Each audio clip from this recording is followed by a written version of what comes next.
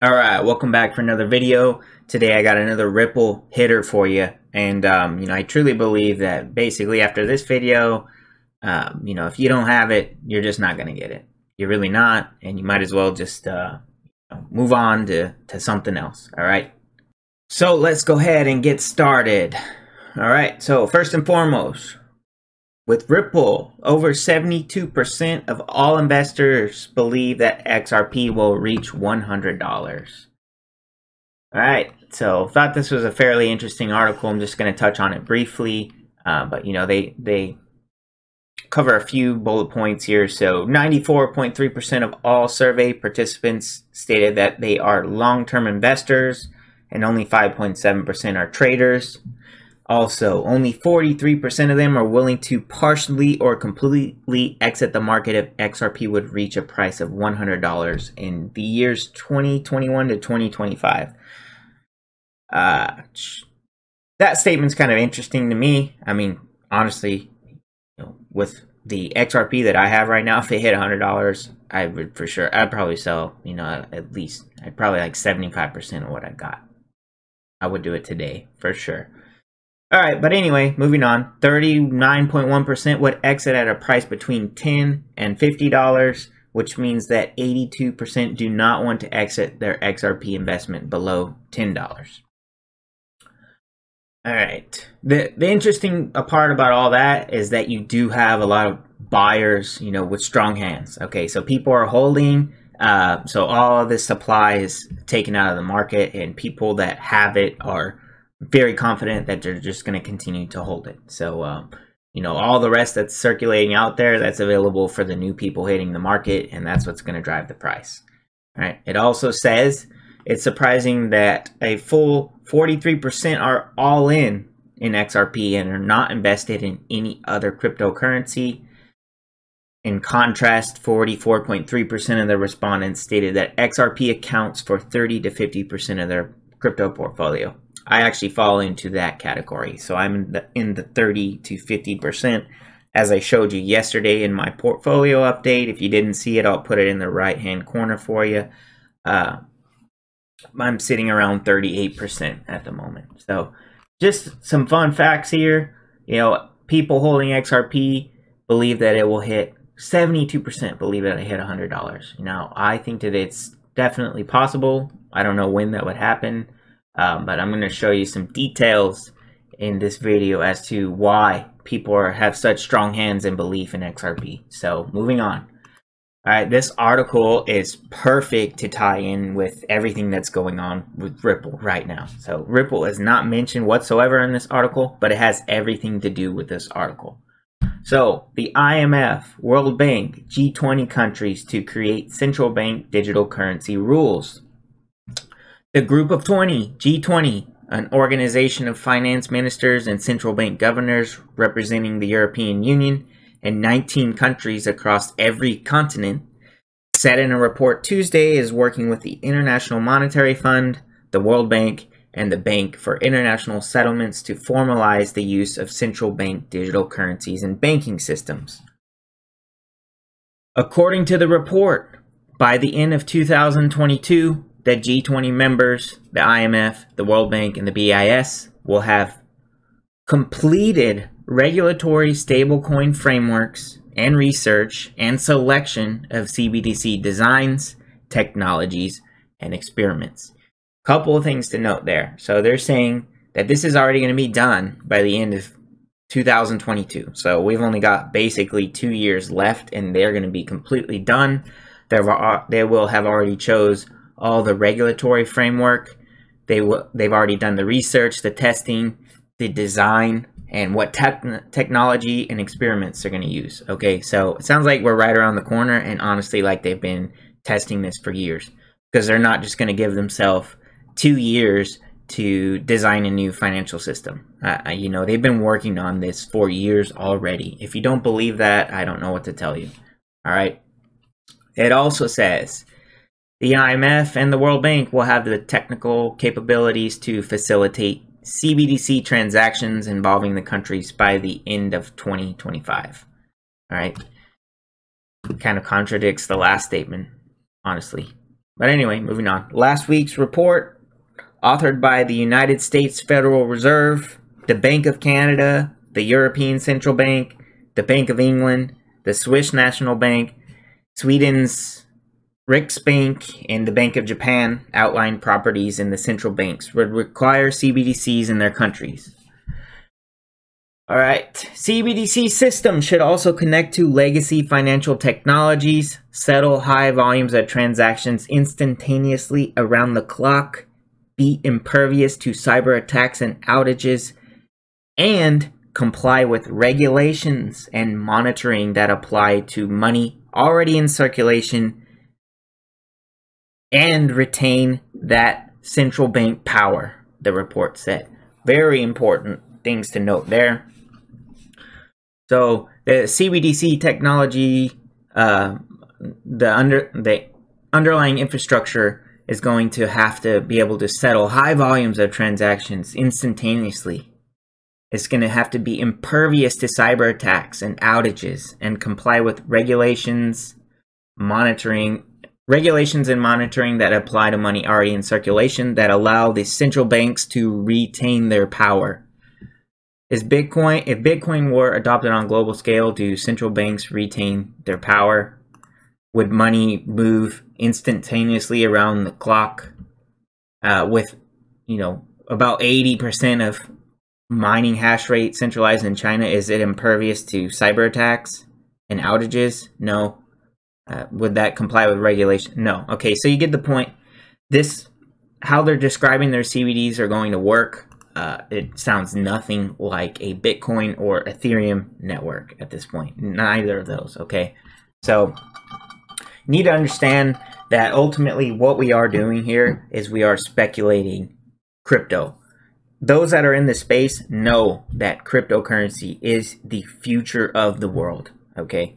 We know that, so now we're trying to narrow it down to who's going to win, okay? And those in the XRP community have narrowed it down to it's probably going to be the one that's fast and cheap and isn't centralized in China as far as the hash rate and can't be 51% attacked. We've also narrowed it down to who is working with the regulators, and that's what I'm about to show you for the rest of this video. So ultimately, they're saying CBDCs are coming. They're testing the technologies right now, and ultimately they're going to have this completed by 2022, basically within 2 years. So one thing to always keep in mind is these government institutions and entities, they don't innovate. You have to remember that. They don't innovate. Who's building this technology for them? All right? Somebody is, but they're not doing it. So with that being said, who is doing it? All right? So maybe it's Ethereum, maybe it's Ripple and XRP, maybe it's Stellar. That's pretty much the only options at this point, with how far they've come and the history and so on. So let's take a look at this. So Ripple Swell, if you guys haven't heard of this, it's a conference that Ripple does every year. This year it has to be virtual because of obvious reasons, but it's actually taking place tomorrow and the next day. So we will know more details over the next few days, and you will see this covered all over the XRP community, I'm sure. So stay tuned. We'll see what they all have to say.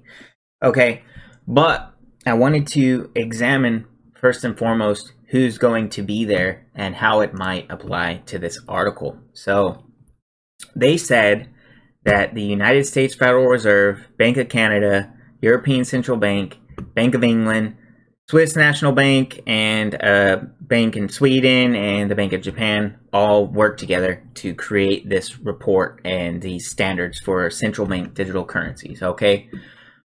So, the United States Federal Reserve. Are they going to be there? Let's see. Oh, yes, they are. Somebody named David Mills from the Federal Reserve Board is going to be speaking at Ripple Swell virtually, remember? All right. Who else we got? Bank of Canada. Now, they're not on the list as guest speaker, but Bank of Canada has already put out documents citing XRP as a stablecoin. That's just interesting, and keep that in mind as we move forward. European Central Bank, how about them? Are they going to be there? Let's see. Oh, yep, ECB.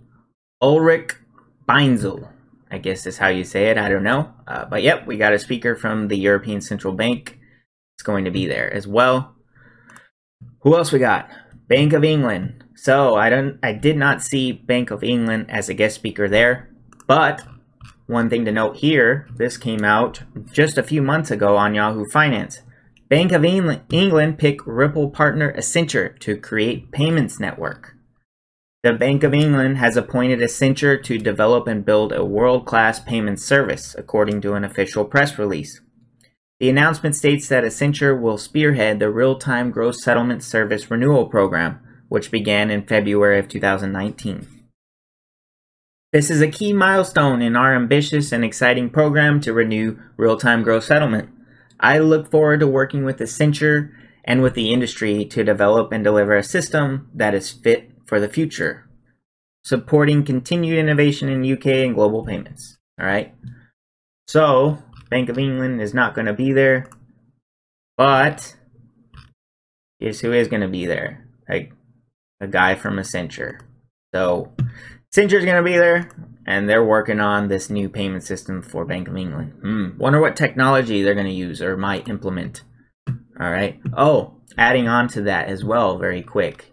Another thing about Accenture is, first and foremost, this bill came out just in March. Digital dollar and digital wallet bill surfaced in the U.S. Senate. A bill has surfaced in the Senate called the Banking for All Act, sponsored by the ranking member of the Senate Banking Committee, U.S. Senator Sherrod Brown. In the press release, Senator Brown lays out the details of his bill, as well as how he looks forward to urging his colleagues to include it as part of the pandemic stimulus. Okay. At the height of this pandemic, we must do more to protect the financial well-being of hardworking Americans and consumers. They are at the front lines of this crisis and are already feeling the effects of economic fallouts. My legislation would allow every American to set up a free bank account so they don't have to rely on expensive check cashers to access their hard-earned money. All right, and if you come over right here to congress.gov, here is the Banking for All Act. It is still in progress. They're still reviewing it and so on. The whole purpose of it basically is to require member banks to maintain pass-through digital dollar wallets for certain persons and for other purposes. All right. So what is the digital dollar? Well, there's this thing called the Digital Dollar Project, and it is leading the discussion on a U.S. central bank digital currency. The Digital Dollar Project is a partnership between Accenture, that's correct, Accenture, who is speaking at Ripple Swell, and the Digital Dollar Foundation to advance exploration of a U.S. central bank digital currency. The purpose of the project is to encourage research and public discussion on the potential advantages of a digital dollar. Convene private sector thought leaders and actors, Ripple, convene private sector thought leaders and actors, and propose possible models to support the public sector. The project will develop a framework for potential practical steps that can be taken to establish a dollar CBDC. Okay, so Accenture is building the digital dollar. Accenture is going to be at Ripple Swell. We'll see what happens with all of that.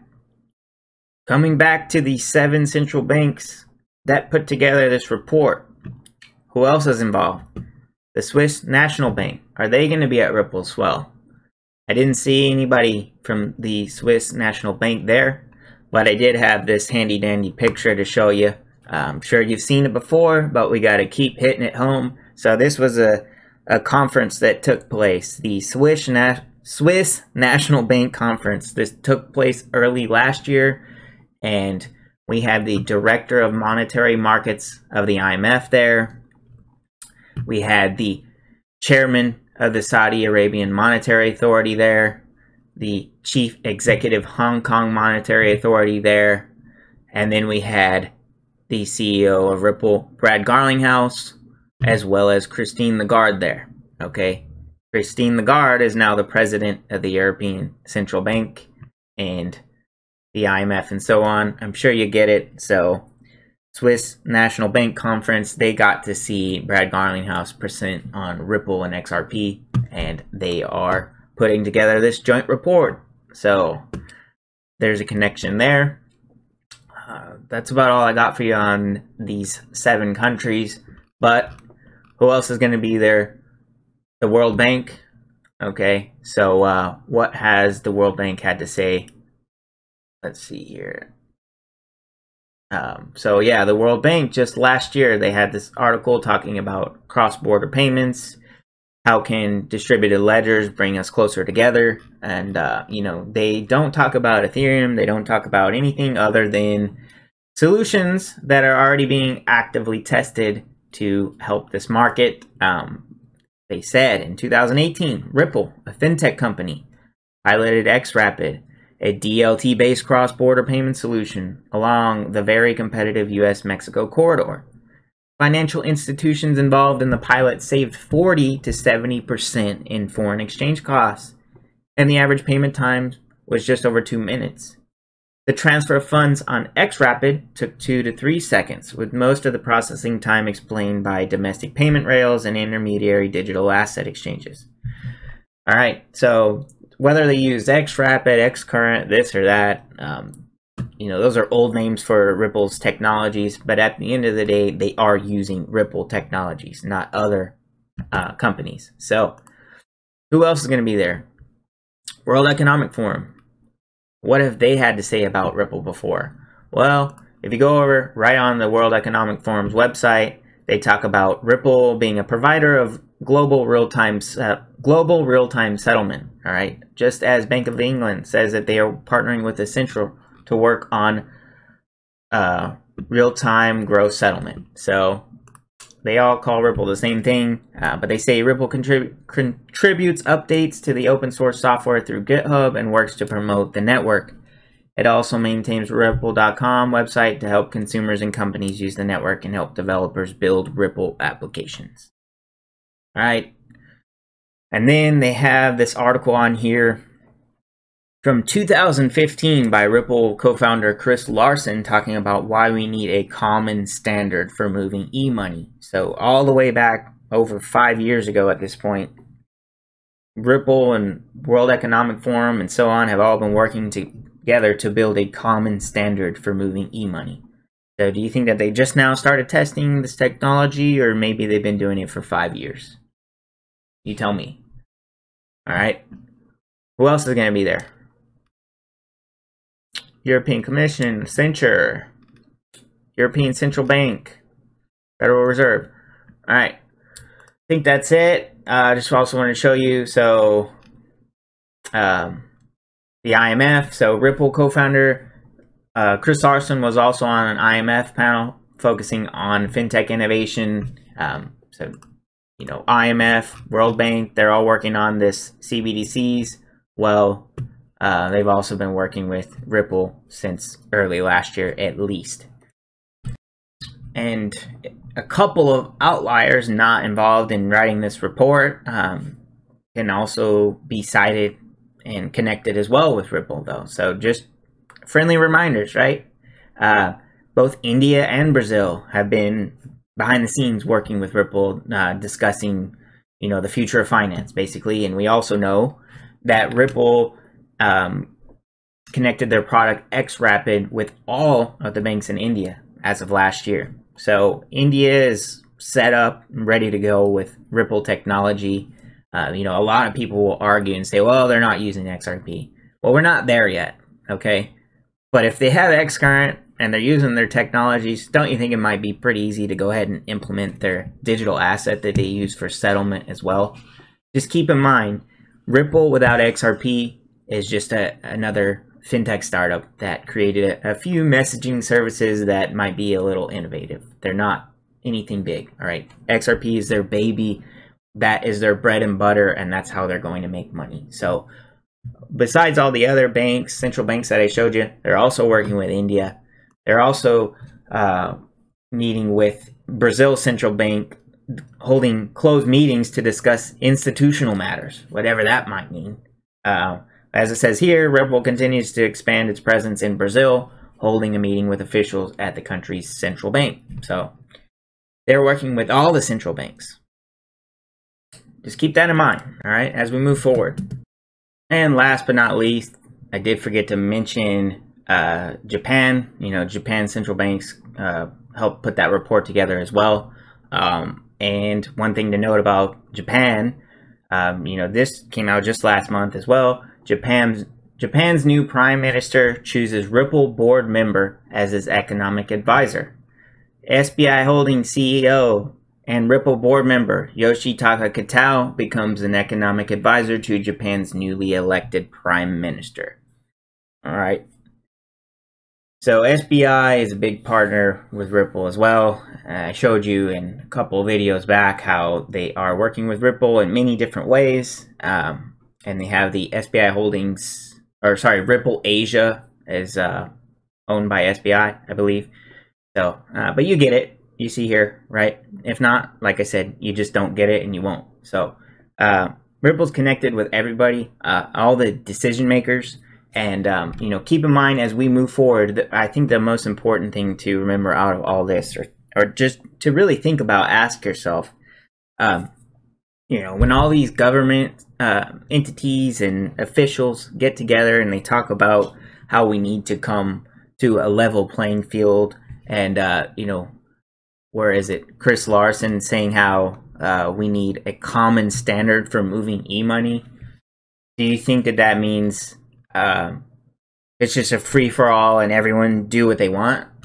Or do you think it means that we might come to a point in time in the future where we have our central bank digital currencies that kind of dominate the financial industry while simultaneously having a bridge asset that connects them all? You know, I think we are moving to a more hybrid system where you will have the central bank digital currencies coexisting with chosen crypto assets. So they're going to need a bridge, and simultaneously, you know, these countries are not going to want to, what to say, they want to retain central bank power.